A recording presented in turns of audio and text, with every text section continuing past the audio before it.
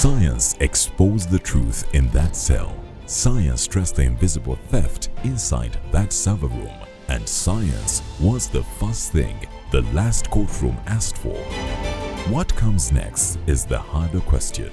As a judiciary, I think we have set that pace and it is playing a huge role. And normally it is not even out of testimony. It is just forensic science that really cuts it for us.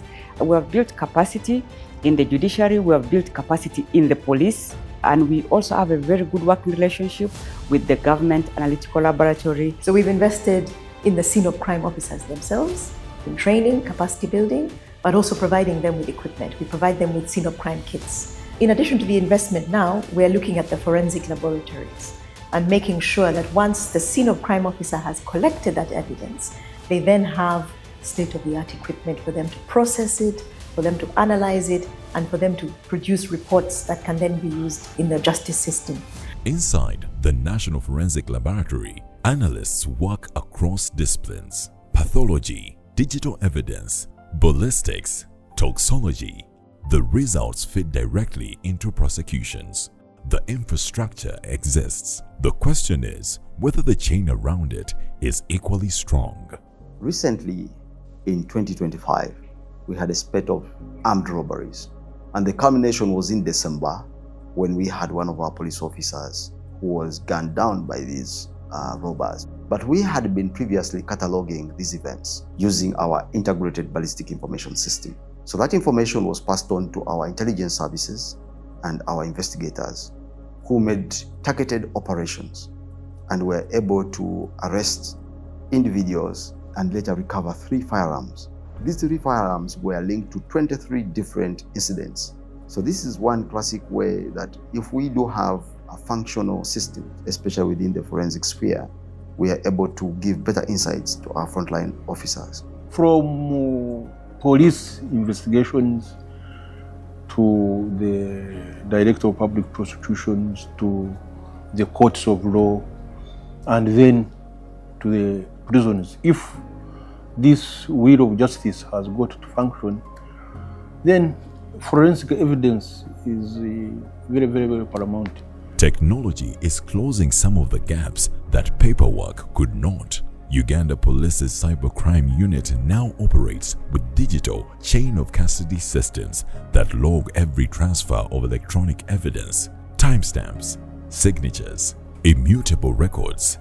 This strengthens the chain of custody and supports better case outcomes.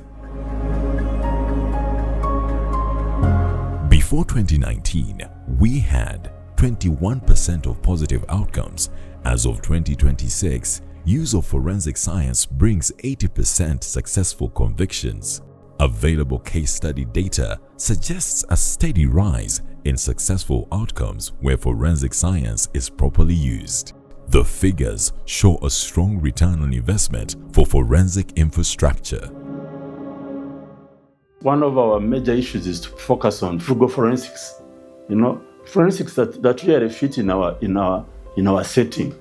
So this network, which is suitable to our environment, is the research that we use and we focus on. And as UNAFRI, we want to focus on that and promote it.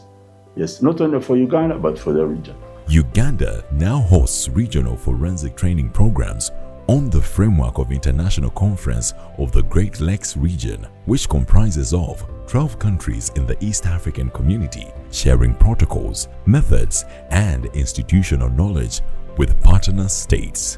Capacity building and skilling across board, sharing experiences to speak the same language.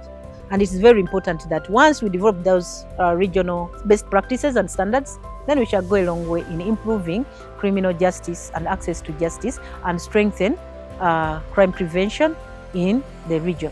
Uganda's forensic journey is not finished. The infrastructure continues to grow, the protocols continue to improve, and the partnerships continue to deepen.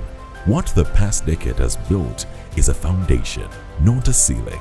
As we continuously develop as a country, digital forensics is going to become a mainstay because very few crimes now can be committed without the aid of a digital tool. Science in service of justice. This is Uganda's commitment.